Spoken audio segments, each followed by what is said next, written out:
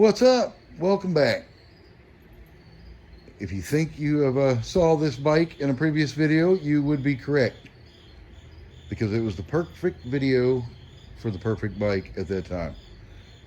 It assisted on a video of unwanted high revving and unwanted high revving idle, or something of that nature.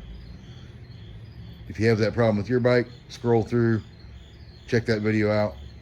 It might help you out. But today we are going to help this bike out, because I said I would. So we're going to get it in shape to actually ride. That way they get a little more enthused about it. They didn't seem too enthused, being it's not too good a shape right now. All right, let's take a look at it and see what we got. We are going to have to change the brake handles for the 2-in-1 lever for the brake. A little brake adjustment, a little wiring activity. Gas tank's not too firm. Definitely going to move the CDI from the gas tank area. Not a good idea to put those two together. I don't think that anything would happen where it would ignite, but it's always good to keep your electricity and your gasoline separate. I see that we have no idler pulley, so we're going to have to put a new one of those on. I noticed that they had done a little grinding on the side of the sprocket. And then I noticed they had done a little grinding, let me get down there, on the bike frame.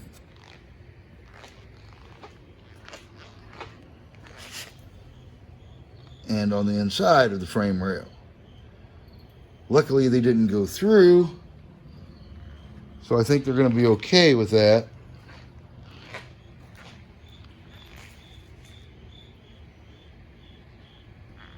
If it went through, we're just going to have to scrap the frame, because that wouldn't be safe. That bottom rail to snap on you while you're riding, especially motorized, going a lot faster. All right, well, let's get started on this. Hopefully any problems I run across on this will help you with problems you have on your mountain bike, because mountain bikes are a little different to put together than cruiser bikes. So let's see what these people have done and see how we can fix it. Myself, I prefer to work in stages, so I'm going to start at the back of the bike and work my way to the front, fixing the problems as I go. My first one on this bike is going to be, like I said, I noticed where they ground out here and they were grinding here, and I hope they weren't going to try and grind the whole sprocket, because good God, 1, you'd turn into junk. 2, you will be there forever, and it's pointless. There's other ways to solve problems. So first, I'm going to make sure they have all of the rag joint nuts and bolts tight, because if they don't have those tight, might be missing the chain clearance just from it not being tight, because it's not sandwiched in there the way it's supposed to be. So we're going to start there. Just as I suspected, all the bolts were not tight in the rag joint. They are now. That pulled the sprocket in closer to the spokes and a little more away from the frame. I had a gut feeling it wasn't sandwiched in there properly. Seems to be on there okay and pretty straight for a rag joint. So I think we'll be able to get away with that. All right, now it's time to feed the chain in there and see what we got there. But before I do, I don't know if you've noticed, I have kicked the bike in the rack to where the motor head is flat or level, or however you want to look at it. Why? Because I don't believe that these folks had gotten far enough to rotate this engine. I don't think they got the chain on it. So the piston hasn't went up and down. They haven't rotated the engine. Now, if you've watched one of my DIY videos, which is, a DIY, yeah, I say that right, do-it-yourself videos, I explain what I do, but I'm going to share it again with you folks. I have here a bottle with 2-cycle gasoline mix oil in it, and I will put a few drops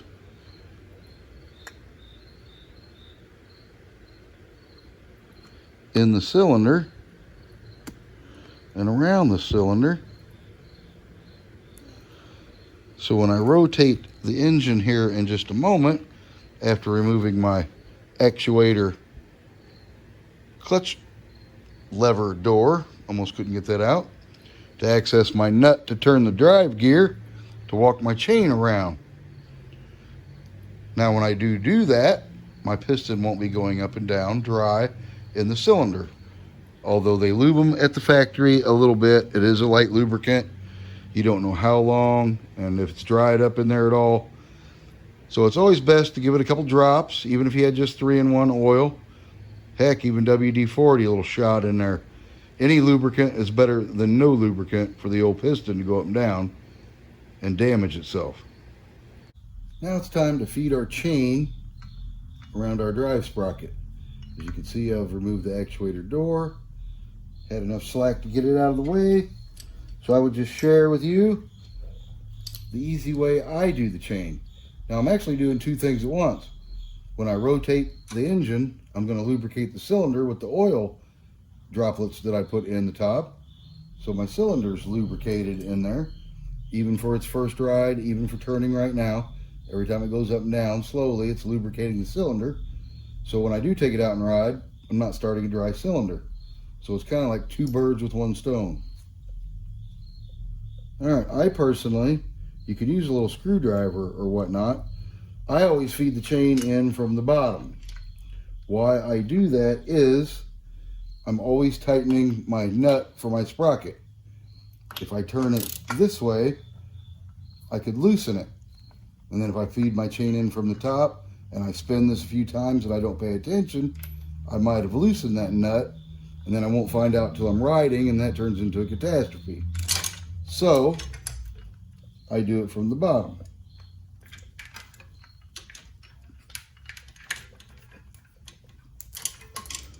I'm going to use this pick just to make it simple so you can get a grasp of what I'm talking about, but it keeps your fingers out of there from getting pinched. So I will feed the chain in there that way.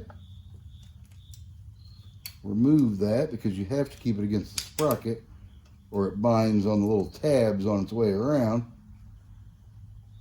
So I put down a little down pressure towards the sprocket, keep my chain in the teeth.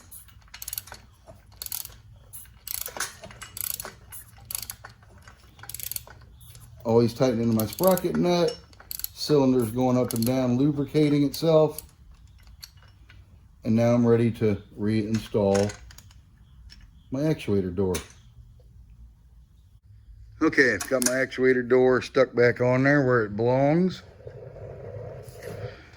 I wanted my chain on there because I wanted to see what clearance problems these folks were having.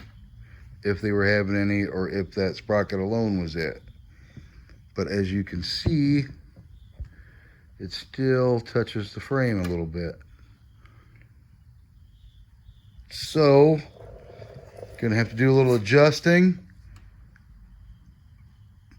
Put a couple shims in behind that, because luckily the spring of the frame will usually give you enough to be able to shim it once or twice with a few small shims.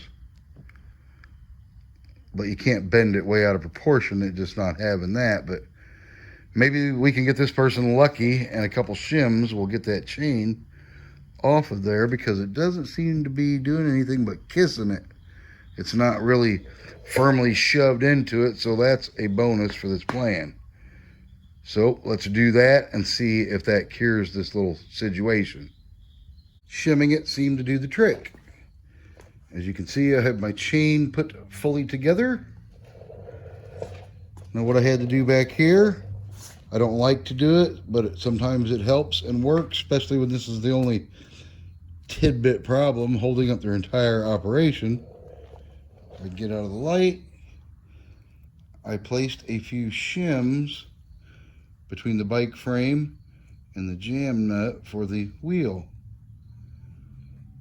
I did it all by hand. I didn't get a big pry bar and pry this section out or anything. I could actually take my fingers and pull it out that way and slide the wheel back in its mount. And it worked just fine. It is on there 100%. Let me get down there a little bit. It's not half hanging out. You can see them back there, scotch. So everything should be fine. Checked my clearance a little bit, and as you can see, if I can get you in there, I now have some room, and that's just with the chain hanging saggy.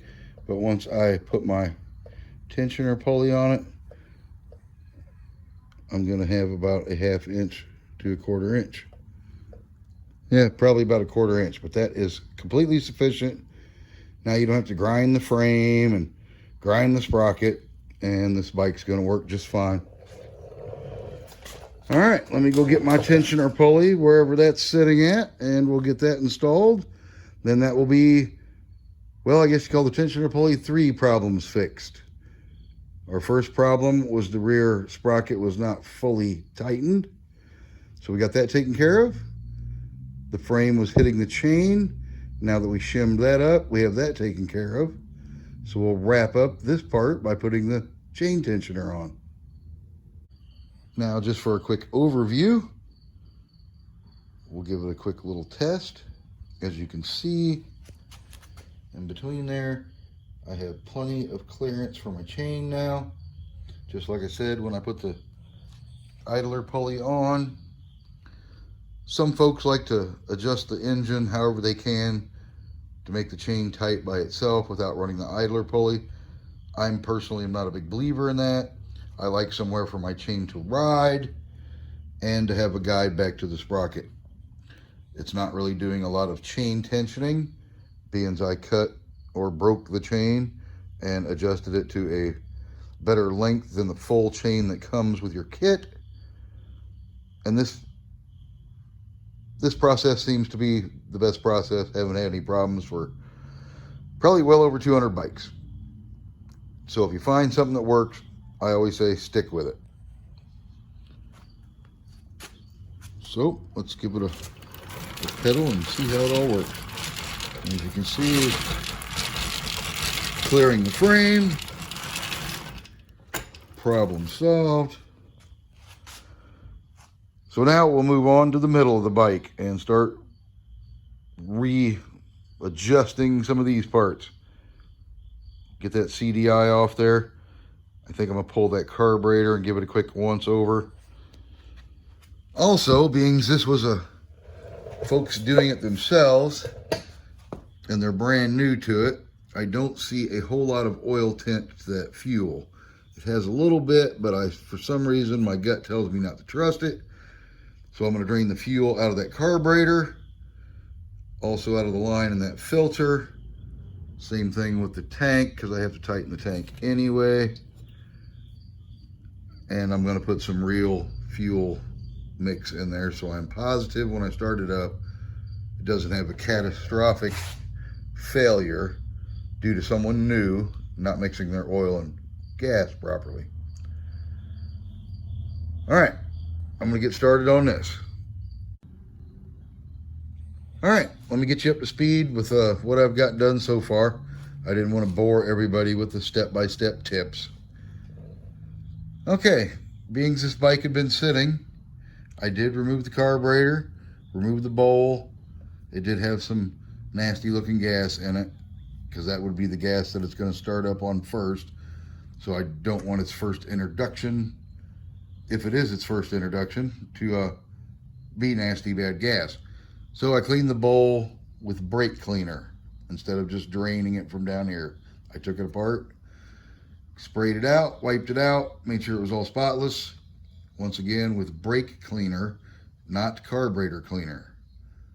The tip of the needle seat for the fuel valve in there has a rubber end on it. If you put carburetor cleaner on that, it eats up that rubber end. Now you need a new needle valve or another carburetor, because I don't know if you can buy just a needle valve. Never have bought just a needle valve for one of these carburetors. So that is a tip. Do not use carburetor cleaner. Use brake cleaner. It does the same job and it's safe on your parts. All right. Also, while I was gone, I replaced the spring, return spring, and adjusted the clutch so it has no play. I also removed the CDI from below the gas tank, put it on the frame where it belongs. Also, I'm sure others have run into this little issue. If you can see the scratch on their muffler, they also found out that their muffler did not clear the crankshaft. So I heated it up myself. That's how I do it when they're black ones and you get by with it. And got it out of the way. So it has plenty of clearance. Let me get you on top of that. All right. Next thing I got knocked out of the way is their clutch adjustment and clutch cable. Also have installed the 2-in-1 handbrake for the brakes. If you are riding a bike that has hand brakes of any type, I don't care what they are down there on the wheels, but if you got to pull a lever to stop it, you definitely need the 2-in-1 handbrake. That way when you apply it, much like this, it operates both brakes, front and rear, at the same time. So you only have to use that for your brakes and squeeze your clutch with my big old hand in the way. Instead of trying to grab 3 levers, front brake, rear brake, and clutch, you want the 2-in-1 handbrake.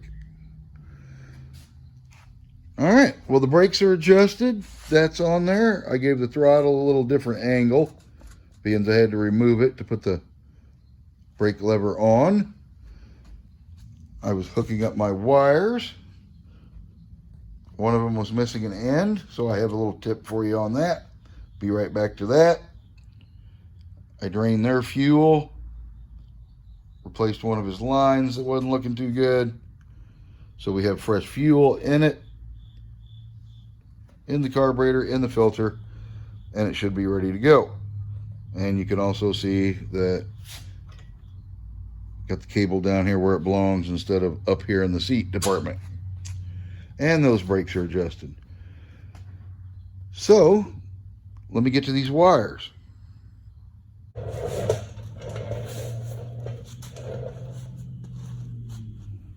I wanted to talk a little bit about these wires. If you're lucky enough, just like this one, you got the 2-wire one, the blue wire and the black wire. Some magnetos come with the 3 wires, so you might get an engine kit that has 3 wires, and there's always a white wire. Always tape up the end of the white wire. It is a live wire, and if it touches any metal, it can arc, make your engine not run properly, and or short out your electrical components. So that's just a little FYI. But what I really wanted to talk about is I was hooking up these wires, and I always run into this, sometimes 1 out of every 50 bikes. Everything's snug and you don't have to do it, but this is a good little FYI. As I was plugging in my kill switch wire, it just barely hangs in there. So then I take a little pair of needle nose. It is really delicate, so do not squeeze it tough, really hard. Close that a little bit. I want it to firmly go in there. Ooh, and a little snap and stay. Just like that one. If those come loose while you're riding, shuts off the power to your spark plug, aka CDI, and your bike stops running. So it is important when you make your electrical connections to make sure that they are firmly in place. You don't want them to where you have to yank them with a pair of pliers. You just want them snug. Okay. It is time to take this one out for a test ride. Finally, we've got a finished product. I have taken it out for a quick test ride to make sure that it did run and operate like it's supposed to. Yes, it did. So all those little steps all helped out. Made it easy and a successful start. So a quick review of what we've done. Got our sprocket tightened up.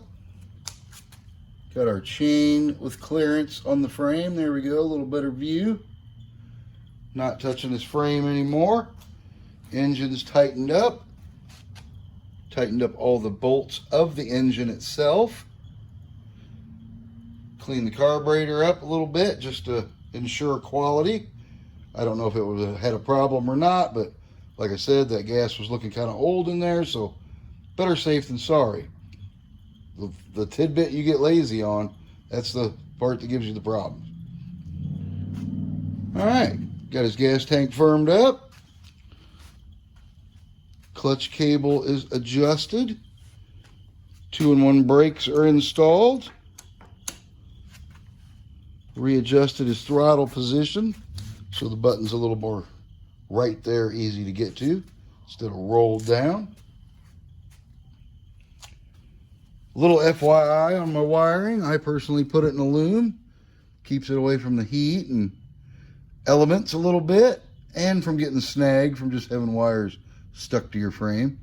I have seen people do that. I get it, but I don't care to do it that way. Now, I did take the test ride out there with the wires out like you saw when I connected them. I do that because I don't want to de-loom them if the thing has a problem brand new out of the box. That's just what I do. You don't have to do it that way when you're initially firing up your bike.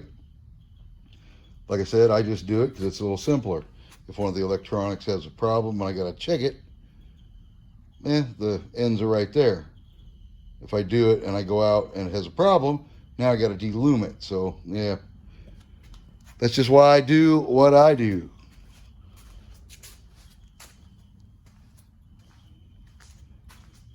All right. Well, the old mountain bike is a whole lot better now that we got it all lined out. It came in dysfunctional, rolling out a functional piece. Hopefully this video helps someone else out that maybe was working on their mountain bike and doesn't necessarily have to be the same bike. Just might have ran across each other that had the same problem. And hopefully that cured your problem. I hope it's not too windy out here, but this is the conclusion. She rides and operates just fine.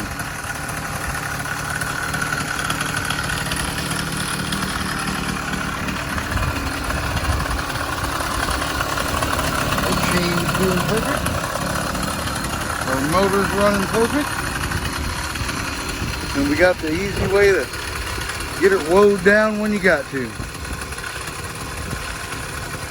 Alright, well, I hope this video helped somebody out. Hope you enjoyed it. Hope it didn't be too long. But the little things just kept snowballing. Alright, well, moving on to the next project. So everybody ride safe out there.